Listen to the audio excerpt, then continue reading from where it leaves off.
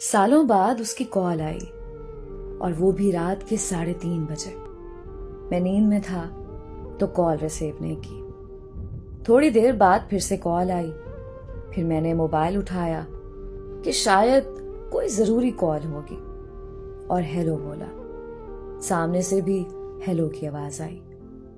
अचानक मैं बिस्तर से उठा क्योंकि आवाज कुछ जानी पहचानी थी। ये आवाज सुनते ही बहुत सी यादें ताजा हो गई, बहुत से जख्म ताजा हो गए और मैं बेचैन होकर फिर से हेलो बोला।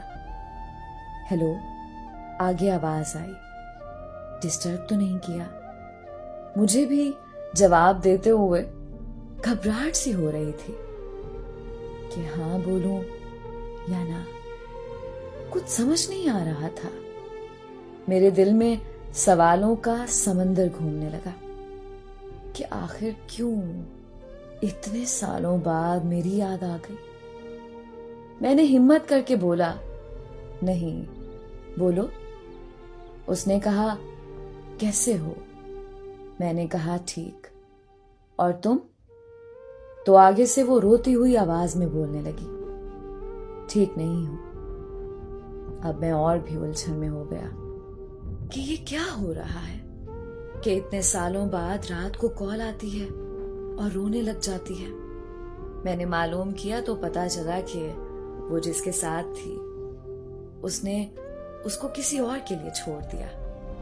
वो जैसे जैसे बता रही थी कि उसे रोकने के लिए मैं बहुत गिड़गिड़ाई, मिन्नतें की उसकी। उसी तरह एक दिन मैं भी गिड़गिड़ाया था। मेरी आंखों में आंसू थे, चेहरे पर मुस्कुराहट थी कि मेरे सच्चे प्यार की सजा उसे बखूबी मिली। वो मुझसे रोते रोते माफिया मांगने लगी कि मुझे माफ कर दो, मैंने आपके सच्चे प्यार की कदर नहीं की, मुझे माफ कर दो। मेरी आंखों में आंसू आ गए और कहा, मैंने तुम्हें माफ कर दिया है। फिर उसने मुझसे पूछा, क्या तुम मुझे अपना पाओगे?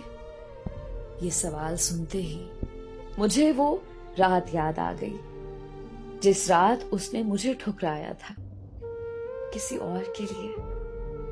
और मैंने आंखों में आंसू लिए जवाब दिया, नहीं, कभी नहीं।